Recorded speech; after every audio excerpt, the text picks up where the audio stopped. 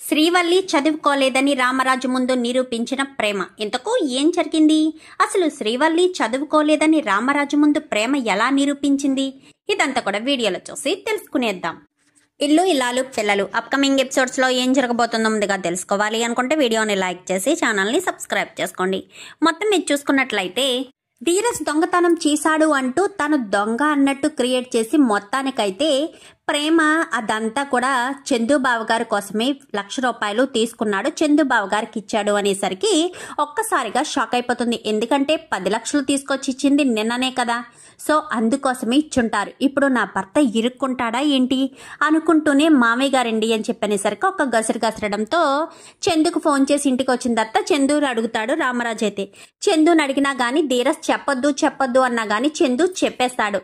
ఆ డబ్బులు నేను వల్లి వాళ్ళ అమ్మ నాన్నకి ఇచ్చాను అనేసరికి ఎంత అని చెప్పాను గానీ 10 లక్షలు అని చెప్దామనుకునే లోపే 1,00,000 రూపాయలని చెప్పేస్తుంది.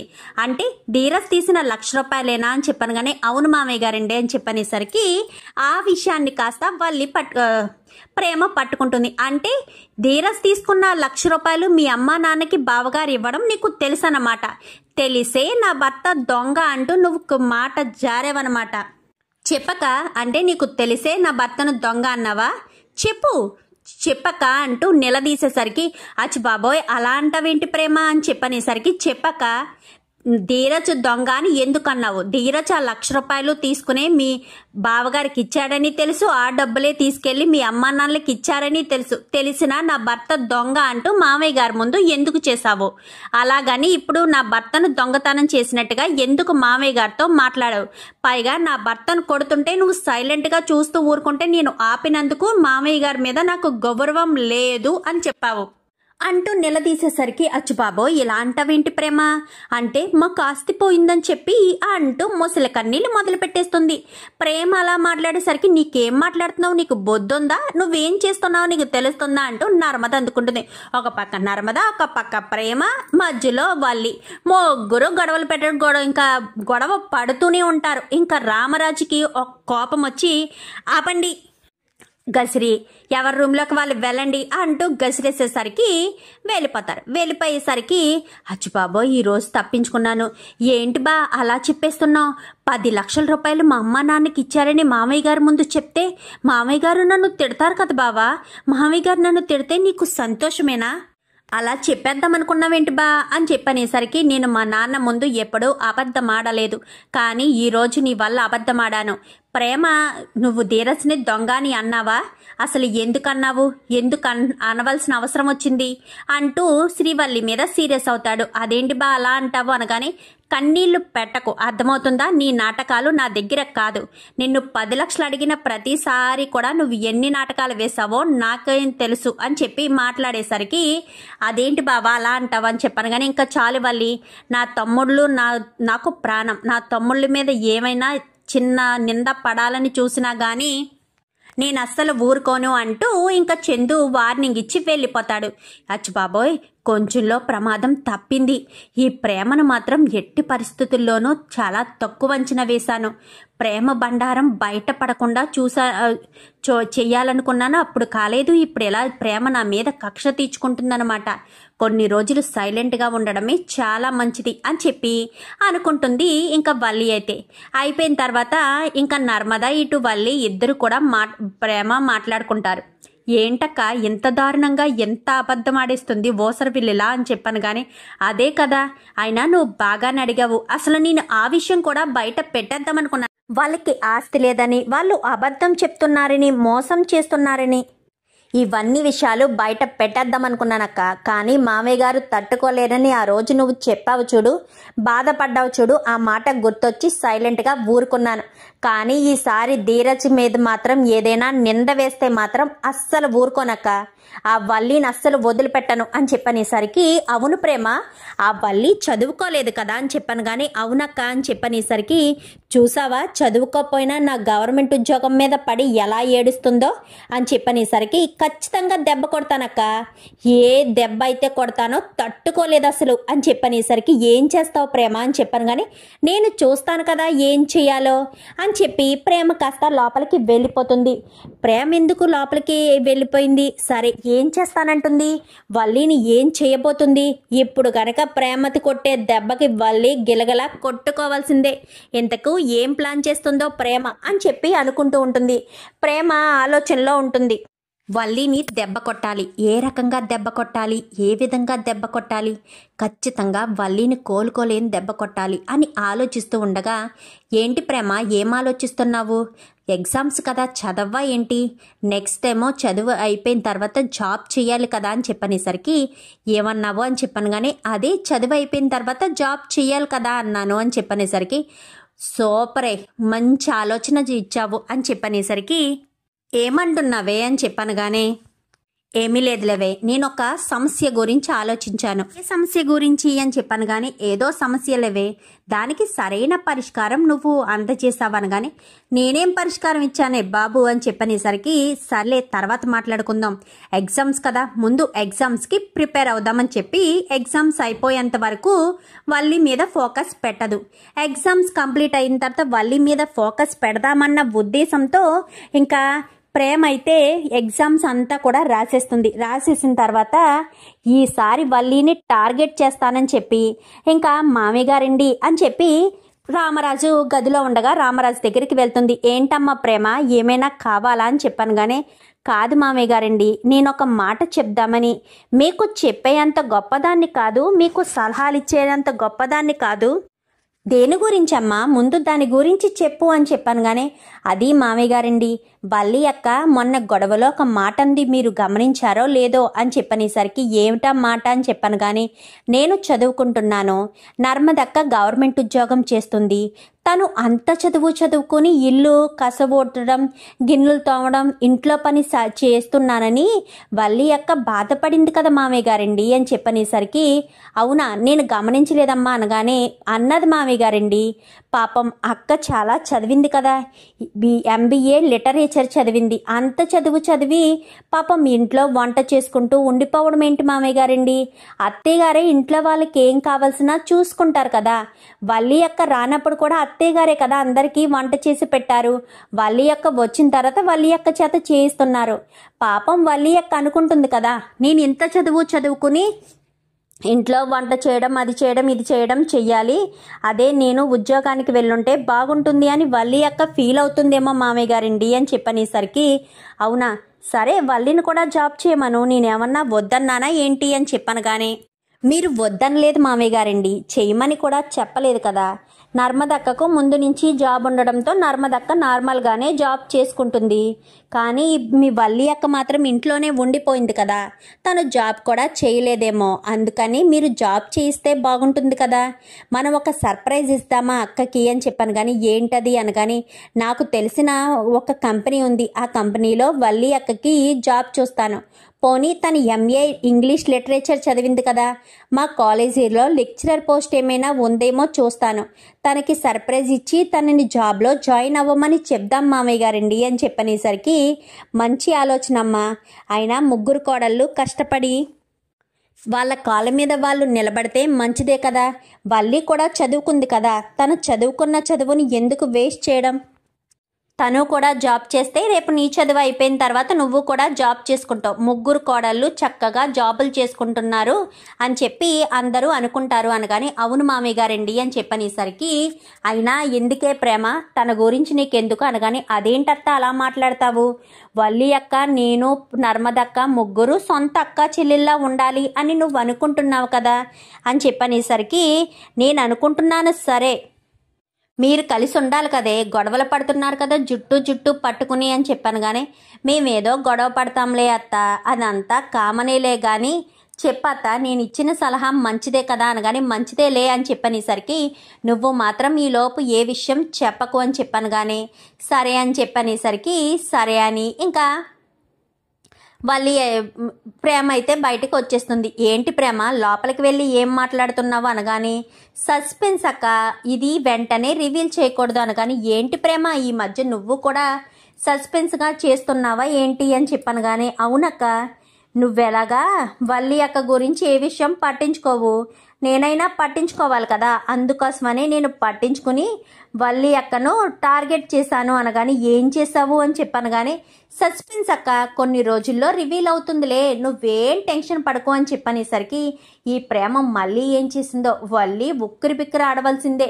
మొన్న దానికి ఏదో ముసలి కన్నీళ్లు కార్చి ఏదో చేసేసి అది చేసి ఇది చేసి తిమ్మిని బమ్మిని చేసేసింది. ఈసారి మాత్రం ఎట్టి పరిస్థితుల్లోనూ వదులుకోకూడదు, ఈ అవకాశాన్ని ఖచ్చితంగా వాడేసుకుంటుంది ప్రేమ అని చెప్పి అనుకుని ఇంకా కాలేజీ నుంచి అయితే ఫోన్ చేయించేస్తుంది రామరాజుకి. అయితే మా కోళ్ళు ఇలా చదువుకుందని ఒక మాట మీరు చెప్పండి మామయ్య అని చెప్పి ఎవరితోటో చేయించేసి మొత్తానికైతే రామరాజు చేతే జాబ్కి కూడా మాట్లాడించేసి ఖచ్చితంగా జాబ్కి వస్తుంది కదంటే వస్తుంది, నేను మాట ఇస్తున్నానంటూ మాట ఇచ్చేసి మొత్తానికైతే అపాయింట్మెంట్ లెటర్ని తీసుకొచ్చేస్తుంది ప్రేమ. ఇదిగోండి మామయ్య గారు, మా కాలేజీలో ఇంగ్లీష్ లెక్చరర్గా అపాయింట్మెంట్ లెటర్ కూడా తీసుకొచ్చేసాను. నేను మా ప్రిన్సిపల్కి అందరికీ నేనంటే చాలా ఇష్టం, అందుకోసమని వాళ్ళు అపాయింట్మెంట్ ఇచ్చేశారు అని చెప్పి అపాయింట్మెంట్ లెటర్ని కాస్త తీసుకొచ్చి రామరాజుకి ఇచ్చింది కదా. ఈ విషయం సాయంత్రం అందరిలోని చెప్పండి మామయ్య అని చెప్పనేసరికి సరే అని ఇంకా రామరాజు కాస్త మిల్లుకి వెళ్ళిపోతాడు. ఎందుకే ఇదంతానో నీకెందుకు అని చెప్పాను, కానీ నువ్వు సైలెంట్గా ఉండత్తా, జరగబోయేది చూస్తూ ఉండు. సాయంత్రం మీ కోడలు ఏం చెప్తుందో తెలుసా, అత్తయ్య గారు ఒక్కరే ఇంట్లో ఉండి కష్టపడాలి, అందరూ కూడా బయటికి వెళ్ళిపోతున్నారు, అత్తయ్య గారు ఒక్కరు మాత్రమే వంట చేస్తున్నారు, నేను ఏ ఉద్యోగం చేయను మామయ్య గారండి, అత్తయ్య గారికి సహాయం చేస్తూ ఇంట్లోనే ఉంటాను అని మీ కోడలు చెప్తుంది. అప్పుడు నువ్వేం చెప్పాలో తెలుసా? ఏం చెప్పాలి అనగానే నాకెవరి సహాయం అవసరం లేదు, నువ్వు రానంతసేపు నేనే వండుకున్నాను, నా ఇంట్లో వాళ్ళకి నా పిల్లలకి నా కోడలికి నా చేత్తో వండుకోవడమే నాకు ఇష్టం, నువ్వేమీ ఇంటి దగ్గర ఉండొద్దమ్మా, జాబ్కి వెళ్ళు అని చెప్పు. మొత్తానికైతే తను జాబ్కి వెళ్ళడానికి ఒప్పించాలి, ఏం చేస్తావో నాకు తెలియదు అంతే అని చెప్పనేసరికి ఏదో ఇరికించడానికి ప్లాన్ చేసినట్టున్నావే అనగానే ముందు నువ్వు చెప్పత్తా, తర్వాత సంగతి తర్వాత చూద్దామని చెప్పి ఇంకా ప్రేమ కాస్త చెప్తుంది. చెప్పేసరికి సర్లే అని సాయంత్రం అందరూ కూడా హాల్లోకి వచ్చేస్తారు.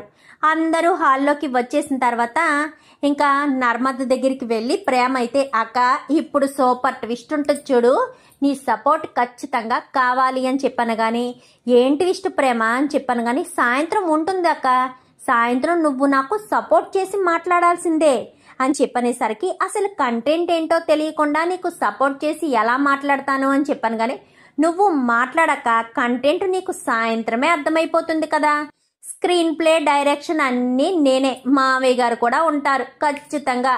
విలన్ ఎవరో తెలుసా, వల్లియే, తన గోతిని తానే తవ్వుకుంటుంది చూడు, సాయంత్రం నువ్వు నాకు మాట కలుపు చాలు అని చెప్పనేసరికి సర్లే అని చెప్పి ఇంకా సాయంత్రం అందరూ కూడా వచ్చేస్తారు. అమ్మ వల్లి అని చెప్పనగానే అందరూ కూడా ఒకసారి రండి అని చెప్పనేసరికి అందరూ కూడా వస్తారు. ఏంటి మామయ్య అని చెప్పనగానే నీకొక శుభవార్త అమ్మా అని చెప్పనేసరికి నాక ఏంటి మామయ్య అది అని చెప్పనేసరికి శుభవార్త ఏంటా, నీకోసం ప్రేమ లెక్చరర్ జాబ్ చూసింది అని చెప్పనేసరికి ఒక్కసారిగా గుండెల్లో గుబేలుమంటుంది వల్లికైతే. అప్పుడు అర్థమవుతుంది నర్మదకి, ఓహో ప్రేమ వేసిన టార్గెట్ ఇదన్నమాట, ఈసారి ఉంటుంది కదా నర్మదకి అనుకుంటూ. అవునా ప్రేమ, మంచి పని చేశావు, మొన్న గొడవలో కూడా వల్లి అక్క బాధపడింది కదా, మీరైతే ఉద్యోగాలు చేసుకుంటున్నారు చదువుకుంటున్నారు అని చెప్పి చాలా బాధపడింది కదా, మంచి పని చేశావు అని చెప్పనగానే అవునక్క అదే విషయం మామయ్య గారికి చెప్పాను, కానీ నాకు ఎగ్జామ్స్ అవ్వడంతో పట్టించుకోలేదు, ఎగ్జామ్స్ అయిన తర్వాత మా లెక్చరర్లతో మాట్లాడి ఒక ఇంగ్లీషు లెక్చరర్ జాబ్ ఉంటే ఎలాగా వల్లి అక్క ఎంబీఏలు ఇంగ్లీష్ లిటరేచరే కదా చదివింది, అందుకని ఇంగ్లీషు లెక్చరర్గా జాబ్ చూసాను అనగానే మంచి పని చేసావమ్మా ప్రేమ అని చెప్పి మంచి పని చేసావా అంటూ ఇంకా నర్మద కాస్త మెచ్చుకుంటుంది. నేను జాబ్కి వెళ్ళను మామయ్య గారు అని చెప్పనేసరికి ఏమ్మా ఎందుకు వెళ్ళవు, ఏ పెద్ద కోడలు జాబ్ చేసుకుంటే తప్పేముంది, నర్మద గవర్నమెంట్ జాబ్ చేస్తుంది, ప్రేమ కూడా చదువు అయిపోయిన తర్వాత జాబ్ చేస్తుంది, తర్వాత నువ్వు కూడా జాబ్ చేసుకుంటే నీ తర్వాత ప్రేమ కూడా జాబ్ చేసుకుంటుంది కదా అని చెప్పనేసరికి అది కాదు మామయ్య గారండి, ఇప్పుడు ఇంట్లో వాళ్ళు ఎంతమంది ఉన్నారు, చాలా మంది ఉన్నారు కదా, వీళ్ళందరికీ అత్తయ్య గారు ఒక్కరే వంట చేసి పెట్టాలంటే చాలా కష్టం.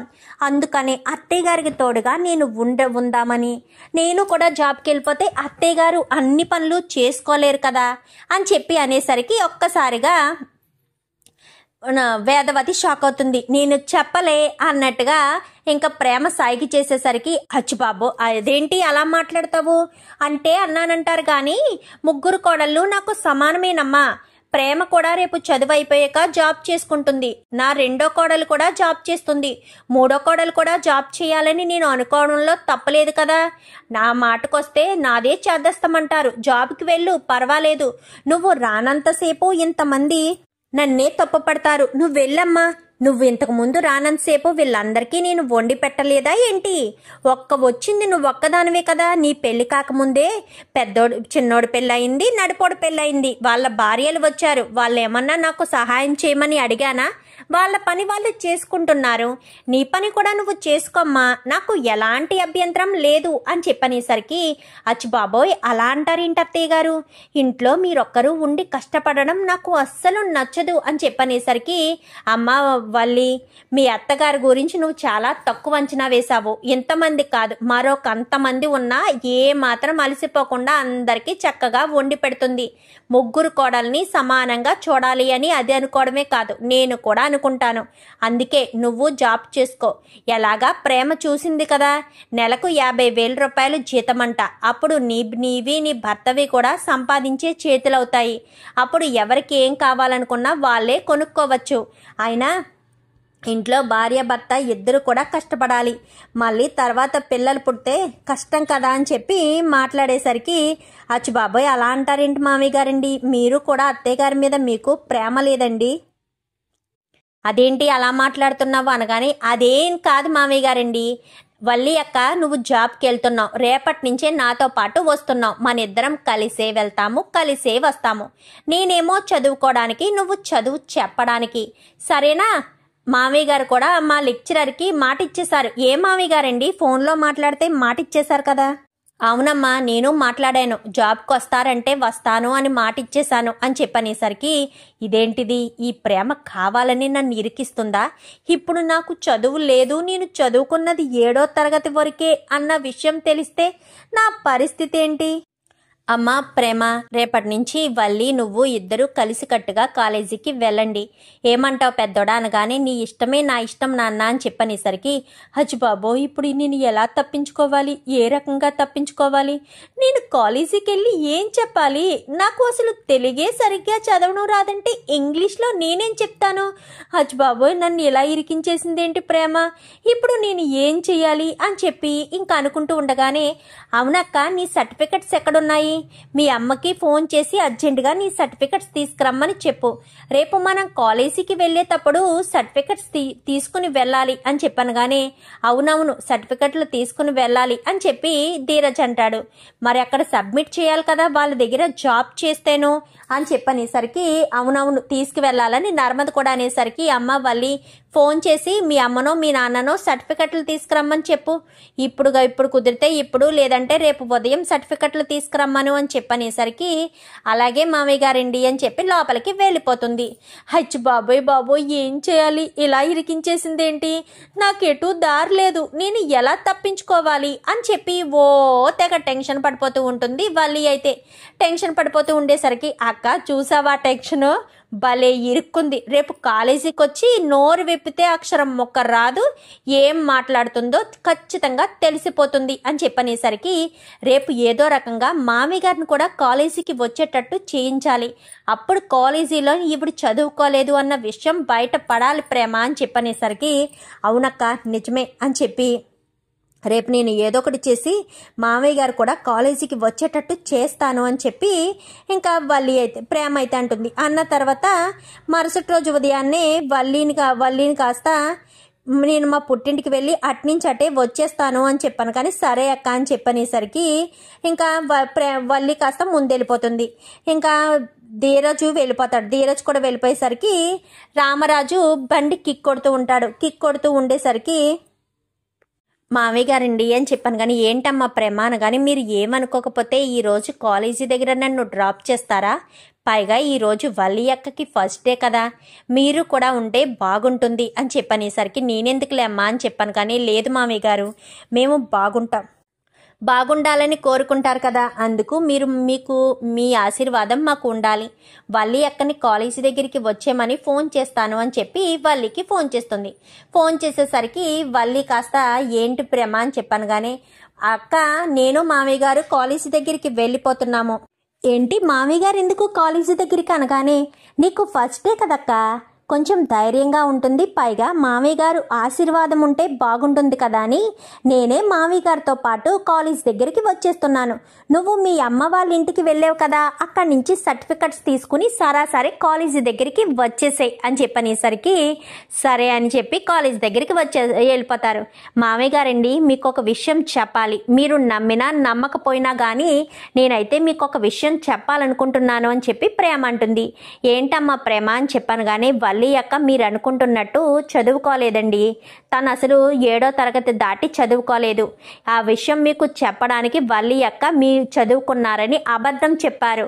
నిజానికి తను చదువుకోలేదు, అందుకే ఈ కాలేజీ అని చెప్పాను. తను ఇక్కడికి వచ్చినా సర్టిఫికెట్స్ తీసుకురాదు. ఒకవేళ ఏదో సర్టిఫికెట్స్ తీసుకొచ్చినా తను ఇంగ్లీష్లో ఏమీ చెప్పలేదు. మీరు అలా చూస్తూ ఉండండి, తన గురించి మీకే తెలుస్తుంది అని చెప్పాను. కానీ ఏంటి నువ్వేం చెప్తున్నావు? తను చదువుకోలేదు అని చెప్తున్నావా? అవును మామయ్య గారండి, వల్లి అక్క చదువుకోలేదు అని చెప్పి మాట్లాడుతూ ఉండగానే ఈలోపు వల్లి వస్తుంది. అచ్చి బాబోయ్, మీరెందుకు వచ్చారు మామయ్య గారండి అని చెప్పాను. కానీ నీకు ఈరోజు ఫస్ట్ డే కదమ్మా, నేను ఆశీర్వదించకూడదా? నువ్వు చెప్తే నేను వినకూడదా అని చెప్పాను. కానీ అచ్చి బాబోయ్ అలా కాదు మామయ్య గారండి అని చెప్పాను. కానీ సరే వెళ్ళమ్మా, నేను ఇక్కడే ఉంటాను. మీరిద్దరు నువ్వు వెళ్ళి ఒక క్లాస్ తీసుకుని రా, నేను ఇక్కడే కూర్చుని ఉంటానని చెప్పాను. కానీ అచ్చి బాబోయ్ మామయ్య గారు ఏంటి వెళ్ళట్లేదు అని చెప్పాను. కానీ ఈలోపు బయటకు ఒక లెక్చరర్ని బయటకు వచ్చేటట్టుగా, అంటే తన కాలేజీలోని సీనియర్ని బయటకు వచ్చేటట్టుగా ప్లాన్ చేస్తుంది ప్రేమ. పిలిచేసరికి సీనియర్ వస్తాడు. ఏవమ్మా నీ సర్టిఫికెట్స్ అని చెప్పాను. కానీ అది అని చెప్పనేసరికి సార్ అది అని చెప్పాను. కానీ సరే నేను అడిగిన దానికి సమాధానం చెప్పు అని 4 ఇంగ్లీష్ మాటలు మాట్లాడేసరికి తెల్లబోతుంది.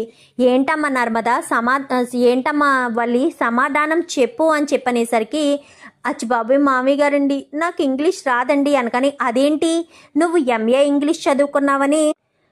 అది మామయ్య గారండి, నిజానికి నేను చదువుకోలేదండి అని చెప్పాను. కానీ నేను చెప్పానా మామయ్య గారు, వల్లి అక్క 7వ తరగతి వరకే చదువుకుందని?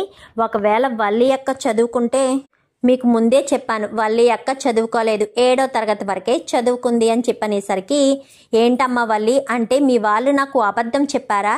నీ చదువు విషయంలోనే అబద్ధం చెప్పారా అని చెప్పనేసరికి అది మామయ్య గారండి అని చెప్పాను. కానీ ముందు మీ అమ్మ నాన్న ఇంటికి రమ్మని చెప్పు. అమ్మ ప్రేమ, నేను ఇంటికి వెళ్తున్నాను, నువ్వు కాలేజీ లోపలికి వెళ్ళిపో అని చెప్పాను. కానీ సరే మామయ్య గారండి అని చెప్పి అక్కడి నుంచి కాస్త వెళ్ళిపోతుంది. ఇంకా ఈ ప్రేమ నన్ను ఇరికించేసింది కదా, ఇప్పుడు అమ్మ వాళ్ళు సాయంత్రం వచ్చాక ఏం చెప్తారో, మామయ్య గారు ఏమడుగుతారో, ఇప్పుడు ఏం సమాధానం చెప్పాలో. ఈ ప్రేమ జోలికి నేను వెళ్లకుండా ఉండడమే మంచిది. అయినా నా అదుపాజ్ఞల్లో నేను ఉండాలి బాబోయ్. వీళ్ళ విషయంలో కలగ చేసుకుని నేను ఏదైనా అంటుంటే వీళ్ళు నన్ను టార్గెట్ చేస్తున్నారు. ఇక మీదట వీళ్ళ విషయంలో కలగ చేసుకోకూడదు అనుకుంటూనే ఇంకా ఆనందరావు భాగ్యాన్ని ఇంటికి పిలిచి రామరాజు నిలదీస్తాడు. అది అన్నయ్య గారండి అని చెప్పాను. కానీ అంటే మీరు అబద్ధాలు చెప్తున్నారన్నమాట. వల్లి చదువుకోలేదని నాకు నిజం చెప్పకుండా అబద్ధం చెప్పారు. మరి ఎందుకు అబద్ధాలు చెప్పి పెళ్లి చేశారు? చదువు విషయంలోనూ ఒకటే చెప్పారా, ఇంకా ఏ విషయంలోనైనా నాకు అబద్ధాలు చెప్పారా? నాకు అబద్ధం చెప్పినా మోసం చేసినా అస్సలు నచ్చదు భాగ్యం. తర్వాత మీ ఇష్టం. తర్వాత నాకు ఏదైనా తెలిసిందే అనుకో, నేను అస్సలు ఊరుకోను. ఏం చేయడానికి, ఎలాంటి నిర్ణయం తీసుకోవడానికైనా వెనకాడను. అమ్మ వల్లి, నీ విషయంలో గుర్తుపెట్టుకో, నా కొడుకు బాధపడకూడదని నేను పెళ్లి చేశాను. కానీ నా కొడుకు బాధ పెట్టే పరిస్థితి నువ్వు తీసుకొస్తే మాత్రం అస్సలు ఊరుకోను. వాడు అసలే అమాయకుడు అని చెప్పి మాట్లాడేసరికి